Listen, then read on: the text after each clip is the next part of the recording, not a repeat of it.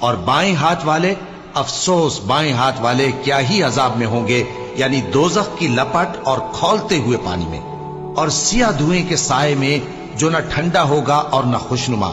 یہ لوگ اس سے پہلے عیش میں پڑے ہوئے تھے اور بڑے گناہ یعنی کفر پر اڑے ہوئے تھے، اور کہا کرتے تھے کہ بھلا جب ہم مر گئے اور مٹی ہو گئے اور ہڈیاں ہی ہڈیاں ہو گئے تو کیا ہمیں پھر اٹھنا ہوگا، اور کیا ہمارے اگلے باپ دادا کو بھی؟ کہہ دو کہ بے شک پہلے اور بعد والے سب ایک روز مقرر کے وقت پر جمع کیے جائیں گے۔ پھر تمہیں جھٹلانے والے گمراہ ہو تھوہر کے درخت سے کھاؤ گے، پھر اسی سے پیٹ بھرو گے، پھر اس پر کھولتا ہوا پانی پیو گے، پھر پیو گے بھی اس طرح جیسے پیاسے اونٹ پیتے ہیں۔ انصاف کے دن یہ ان کی ضیافت ہوگی۔ ہم نے تم کو پہلی بار بھی تو پیدا کیا ہے، تو تم دوبارہ اٹھنے کو کیوں سچ نہیں سمجھتے؟